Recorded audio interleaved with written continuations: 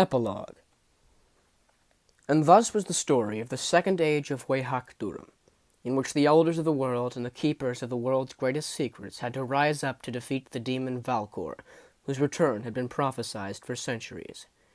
And so it was that Weyhak'duram passed into the third age, a time of peace and prosperity, a time in which the kingdoms of Calliope and Weimar were friends of the best kind, and the land of Weyhak was empty and barren, the Rhines of Puka the only thing to show there had ever been an uprising at all.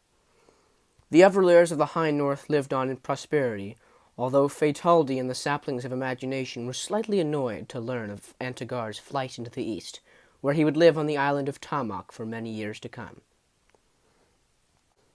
Far off in the southern waters, where the Umar Aquetae met the ocean of Lamad, lay a dark island which came to be known as Valkor's Folly, or Valkor's Falle in the ancient tongue.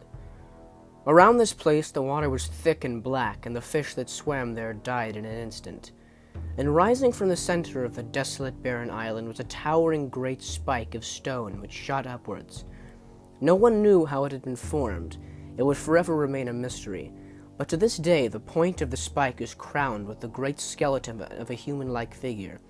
The skeletal arms hang at its sides, and the skull seems to be cracked in several places.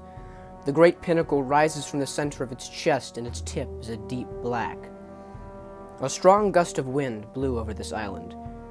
Suddenly there was a small pop, as the wind dislodged a bony fingertip from Valkor's skeletal form. The small bone fell and bounced off the base of the stone spike, and fell off and onto a dry patch of dirt. But now the wind was beginning to pick up, and the tiny hollow bone flew up in a swirl of dust and carried out over the land, only to fall into the murky seawater with a small sploosh. And that was it. No sound could be heard on Valkor's Folly save for the howling wind. At least it appeared that way. But now below the surface of the water, something almost imperceivable was taking place. The tiny bone fragment swelled as it swirled around in the inky black liquid. Then it split and cracked, and then again. The 8 tiny pieces of bone were circular, and they began to expand and bubble inside. There was a small pop, and a tiny bubble rose to the surface of the water. A small, translucent, spined worm swam out of the egg and gulped in the death around it. It instantly grew larger. There was another pop, and then another, and silently, without a notice from any living thing, the 8 snake-like creatures swam off into the Umar Aquetae.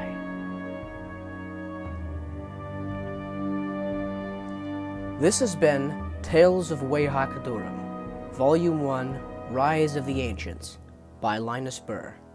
Read to you by the author.